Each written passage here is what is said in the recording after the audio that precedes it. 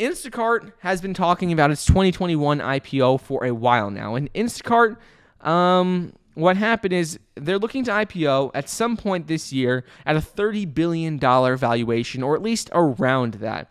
Instacart, they've picked Goldman Sachs to lead its IPO, and their business has done extremely well during the pandemic, especially when there was lockdowns. People didn't leave their houses. A lot of people, and they still do, are ordering more grocery deliveries than ever before, and it makes it a lot easier for people who don't want to have to actually go into the store.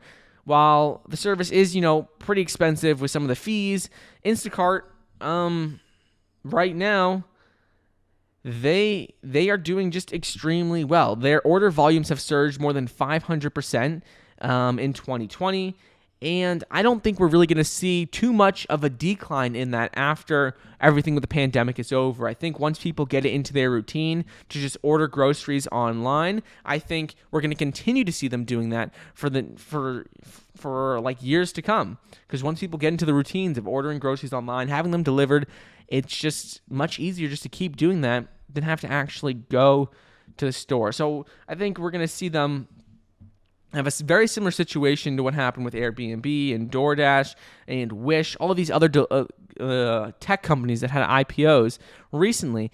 And I think we're going to see them do extremely well with their IPO.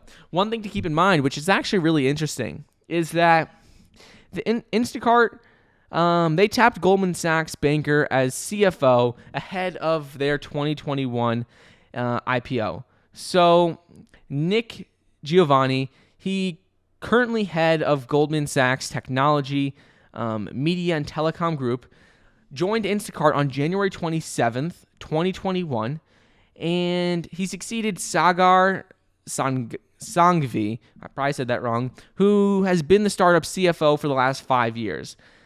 They looked for this guy, Nick, and they're having him is because Nick and Goldman Sachs help take like companies like Airbnb, DoorDash, and other major companies public over the last couple of years. It says Giovanni served as a lead advisor on some of the hottest tech deals over the last few years, including Airbnb, DoorDash, Slack, Dragoneer, and many other companies. So he has a lot of experience in this area, and if they're going public, they want to have someone like that with all of that experience to help them go public, and that is why they brought him on board as of early 2021. So it'll be interesting to see how that plays out. In my opinion, I think that's a really good move on their side to have someone with that much experience be part of their team. Their business is growing at over 300% year over year. I don't think we're going to see too many people leave and stop ordering online